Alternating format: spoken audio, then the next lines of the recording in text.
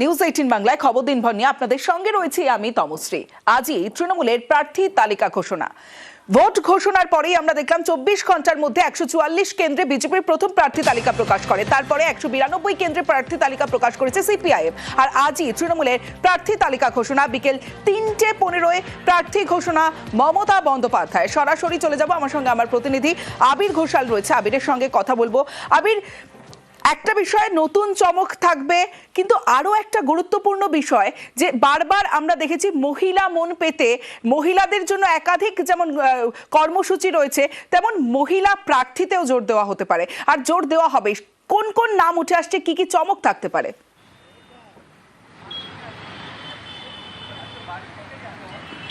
দেখো, একাধিক নাম এই মুহূর্তে রয়েছে, একাধিক নামের চমক রয়েছে এবং এই মুহূর্তে গোটা রাজ্য জুড়ে, এমনকি কালীঘাটে যেখানে দাঁড়িয়ে রয়েছি অভিষেক বন্দ্যোপাধ্যায়ের অফিসেও এটা জয়নিং অর্থাৎ নতুন করে দলে যোগদানের পর্ব সেটাও সম্পন্ন করা হচ্ছে। যেহেতু হাতে এখনো 2 ঘন্টা সময় বাকি রয়েছে এবং তার মধ্যেই রাজ্যের একাধিক প্রান্তের একাধিক আসনে নতুন মুখকে নিয়ে আসছে যে তৃণমূল কংগ্রেস, যাদের সঙ্গে গত কয়েক বছর ধরে সামাজিক ক্ষেত্রে আলোচনা তারা চালিয়েছিল, তাদেরকেই যে তারা প্রার্থী করতে চলেছে সেটা কার্যত পরিষ্কার স্পষ্টত বুঝিয়ে দেওয়া হচ্ছে এই যোগদান পর্বের মধ্যে দিয়ে। প্রথমত হচ্ছে যে তৃণমূল কংগ্রেসের যারা এই মুহূর্তে বিধায়ক রয়েছে তাদের যদি তুমি দেখো তাহলে দেখবে 70-এর বেশি বয়স রয়েছে এমন 57 জন বিধায়ক এই মুহূর্তে রয়েছে। সূত্রের খবর এই 57 জনের মতো বিধায়কের অনেক হয়তো টিকিট নাও পেতে পারেন, আবার যারা ধরো এর মধ্যে থেকে টিকিট পাবেন তাদের ক্ষেত্রে বয়সের সঙ্গে সঙ্গে তাদের যে পারফরমেন্সকে সর্বাধিক গুরুত্ব দেওয়া হচ্ছে সেই বার্তাও সেখানের ক্ষেত্রে দিয়ে রাখা হয়েছে। দ্বিতীয়ত, যারা টিকিট পাবেন পুরনো মুখেদের মধ্যে তাদের প্রত্যেকের পারফরমেন্স যাচাই গত 5 বছর ধরে রয়েছে। তুমি যদি মনে করো সেটা হচ্ছে যে 2021-এর 2022-এর 21শে জুলাই থেকে 2025 পর্যন্ত বা 21শে জুলাই তৃণমূল কংগ্রেসের যেটা মেগা সমাবেশ কর্মসূচি, তার প্রত্যেক কটা কর্মসূচিতেই হচ্ছে মমতা বন্দ্যোপাধ্যায় অভিষেক বন্দ্যোপাধ্যায় উভয়ই দলের নেতাদের পারফরমেন্সকে যে গুরুত্ব দেওয়া হচ্ছে, পারফরমেন্সে যে নজর রাখা হচ্ছে সেই প্রসঙ্গের কথা তারা বারবার ধরে মনে করিয়ে দিয়েছিলেন। এই পারফরমেন্সের সঙ্গে কোন কোন বিষয় যুক্ত থাকে? এই পারফরমেন্সের সঙ্গে যুক্ত থাকবে আরো কতগুলো বিষয়। 1, সেই প্রার্থী তিনি সমাজে কতটা পরিচিত। 2, সেই ব্যক্তি যাকে প্রার্থী করা হচ্ছে তিনি সাংগঠনিক কাজে কতটা যুক্ত। 3, সেই ব্যক্তি তিনি সাংগঠনিক ক্ষেত্রে যদি কোনো পদে থেকে থাকেন বা সংসদীয় রাজনীতিতে তিনি যদি কোনো পদে থেকে থাকেন তিনি বাকিদের সঙ্গে কিভাবে সামঞ্জস্য রেখে কাজ করেছেন বা তাদের কাছে তার নম্বর কেমন রয়েছে, অর্থাৎ তার পরিচয় বা তার সম্পর্কে সে মানুষজন কি অভিমত পোষণ করেন, তার সমস্ত কিছুকে এক ধাঁচে নিয়ে আসা হয়েছে। একটি একটা তালিকা যে তৈরি করা হয়েছে তার মধ্যে এটিকে গুরুত্ব দেওয়া হচ্ছে। দ্বিতীয়ত হচ্ছে যে গতবার দেখতে পাওয়া গিয়েছিল যে 50 জন মহিলা মুখ ছিল এবং প্রায় একাধিক মহিলা মুখকে তারা জিতিয়ে নিয়ে আসে। মহিলা মুখদের অনেককে তুমি দেখতে পেয়েছো, চন্দ্রিমা ভট্টাচার্য মন্ত্রী, শশী পাজা মন্ত্রী, বীরবাহা হাসদা মন্ত্রী, জ্যোৎস্না মান্ডি তিনি মন্ত্রী, সন্ধ্যা টুডু তিনি মন্ত্রী, এরকম প্রচুর মুখ তাদেরকে রাজ্য মন্ত্রিসভার সদস্য করে রাখা হয়েছিল। এবারের প্রার্থী তালিকাতেও প্রচুর মহিলা মুখকে রাখা হচ্ছে এবং যারা পুরনো মুখ রয়েছেন তাদের পাশাপাশি নতুন মুখকেও প্রার্থী তালিকাতে দেখতে পাওয়া যাবে। যেমন আজকেই তৃণমূল কংগ্রেসে যোগদান করেছেন হচ্ছে তনুশ্রী হাঁসদা, আদিবাসী সমাজে অত্যন্ত। সঙ্গে থাকো আবির।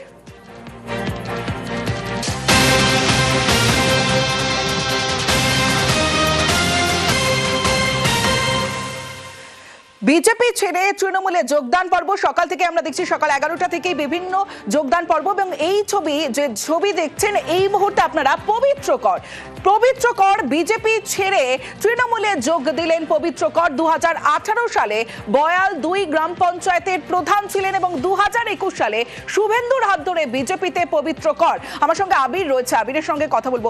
আবির, এখানেও একটা জল্পনা উঠে আসছে, তাহলে কি নন্দীগ্রামের প্রার্থী করা হতে পারে পবিত্র করকে?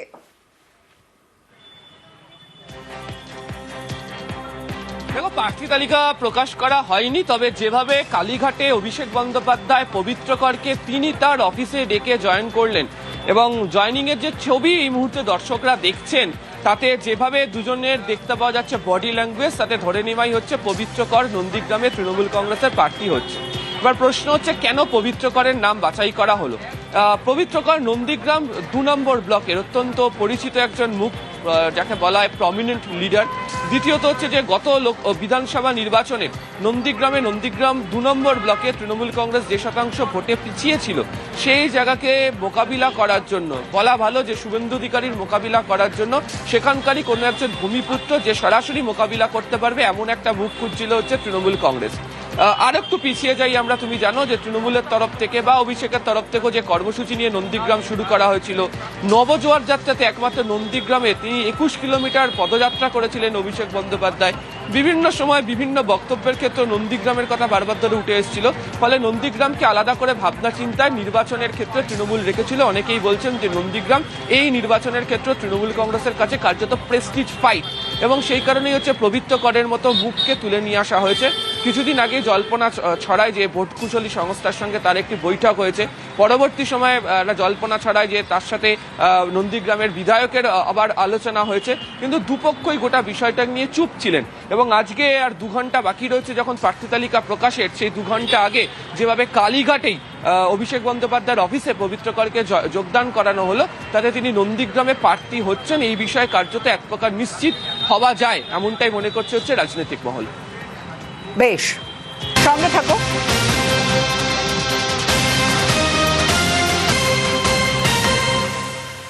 পবিত্রকর যোগদান দিলেন বিজেপি ছেড়ে তৃণমূলে, এবং ঠিক তার আগে আমরা দেখলাম কি যে ক্রিকেটার শিবশঙ্কর পাল যোগ দিলেন তৃণমূলে। শুধু তাই নয়, তনুশ্রী হাসদা যোগদান করলেন, শিক্ষাবিদ আব্দুল মতিন। আমার সঙ্গে আবির রয়েছে। আবির, ঠিক এই 3:15-তে যখন প্রার্থী তালিকা প্রকাশ হবে তার ঘন্টা 3-4 আগে এই যে একের পর এক বিশিষ্টদের যোগদান কতটা তাৎপর্যপূর্ণ? তমশ্রী, তার সঙ্গে তোমাকে আরো যোগ করে দিচ্ছি, বিষ্ণুপুর শালতোরাতে গৌতম মিত্র তিনি যোগ দিলেন, ফারাক্কাতে তিনি যোগ দিলেন হচ্ছে নূর আলম, তিনি যোগ দিলেন, মুর্শিদাবাদে আরো কিছু যোগদান এই মুহূর্তে চলছে, কৃষ্ণনগরে এই মুহূর্তে যোগদান চলছে। এবং যাদেরকে যোগদান করানো হচ্ছে তারা হচ্ছে স্ব ক্ষেত্রে বিভিন্ন রকমভাবে তারা সামাজিক ক্ষেত্রে প্রতিষ্ঠিত, এবং তারা প্রত্যেকেই কার্যত তৃণমূল কংগ্রেসের প্রার্থী তালিকাতে তাদের মুখ দেখা যাবে এমনটাই মনে করা হচ্ছে।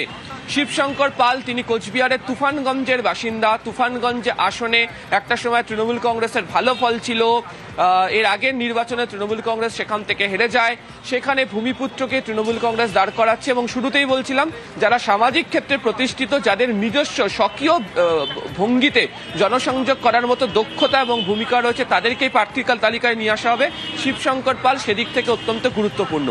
তনুশ্রীর কথা তোমাকে আমি বলছিলাম, তনুশ্রী হাসদা বাঁকুড়ার মেয়ে, আদিবাসী সমাজে পরিচিত, এবং তাকে সম্ভবত রানীবাঁধ কেন্দ্র থেকে তাকে প্রার্থী করা হতে পারে। মনে রাখা উচিত যে রানীবাঁধে হচ্ছে এই মুহূর্তে বিধায়ক হিসাবে রয়েছেন রাজ্যের মন্ত্রী জ্যোৎস্না মান্ডি রয়েছে, সম্ভবত তাকে অন্যত্র কোনো আসনে সরিয়ে নিয়ে যাওয়া হতে পারে, বা তনুশ্রীকেও অন্য কোনো আসনে দেওয়া হতে পারে হচ্ছে জঙ্গলমহলে। ঝাড়গ্রামে যোগ দিলেন হচ্ছে মঙ্গল সোরেন, প্রশাসনিক ক্ষেত্রে অত্যন্ত পরিচিত তিনি নাম ছিলেন, দীর্ঘদিন ধরে বিভিন্ন দফতরে ল অফিসার হিসেবে তিনি কাজ করেছেন, আদিবাসী সমাজের কাছে অত্যন্ত পরিচিত মুখ। ঝাড়গ্রাম, বাঁকুড়া, পুরুলিয়া এই চত্বরে, এমনকি ঝাড়খণ্ডের আদিবাসী সমাজও তাকে অত্যন্ত পরিচিত হিসেবে তিনি চেনেন, তাকে প্রার্থী করা হতে পারে। সূত্রের খবর ঝাড়গ্রামের কোনো একটি আসনে তিনি প্রার্থী হতে পারেন। অন্যদিকে হচ্ছে অপর একটি নাম আব্দুল মতিন, সূত্রের খবর তিনি সম্ভবত হাড়োয়া বা বাদুড়িয়া, যার যে কোনো একটি আসন থেকে হতে পারেন, শিক্ষাবিদ হিসেবে তিনি পরিচিত রয়েছেন।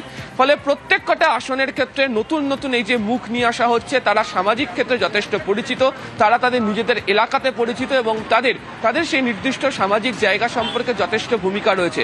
ফলে এই ধরনেরই বাছাই করা মুখকে বা তৃণমূল কংগ্রেস এই প্রার্থী তালিকাতে স্থান দিতে চলেছে।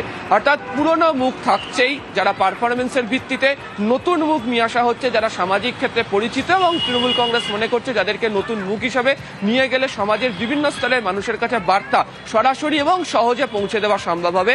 সেই কারণেই হচ্ছে এদেরকে বাছাই করে তৃণমূল কংগ্রেস ভোটের প্রার্থী তালিকা ঘোষণা করার কয়েক ঘন্টা আগে থেকে শেষ মুহূর্তে চমক হিসাবে দলে যোগদান করাচ্ছে, এবং তারা প্রার্থী তালিকাতে কার্যত স্থান পেতে চলেছে, এটা কার্যত পরিষ্কার।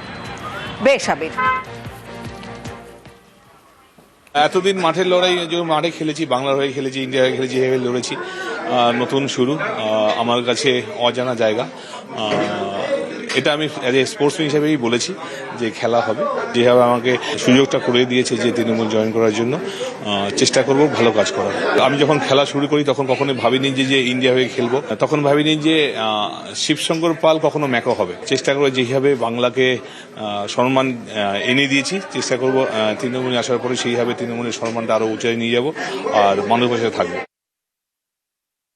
মাননীয় মমতা বন্দ্যোপাধ্যায় যেভাবে আদিবাসী সম্প্রদায়ের পাশে থেকেছেন এবং তার উন্নয়ন স্বরূপ যে কাজগুলো রয়েছে, যে কিভাবে আদিবাসী ঐতিহ্য এবং এই উন্নয়নের ধারাকে বলা যেতে পারে প্রবাহিত রাখার প্রচেষ্টা চলছে, তো সেই সুযোগটা আমি আশা করছি এখানে পাবো এবং যে উদ্দেশ্য বা যে আশা নিয়ে আমার উপরে যে বিশ্বাস রাখা হয়েছে, আশা করছি আমি সেই বিশ্বাস রাখতে পারবো, আমি নিরাশ করব না।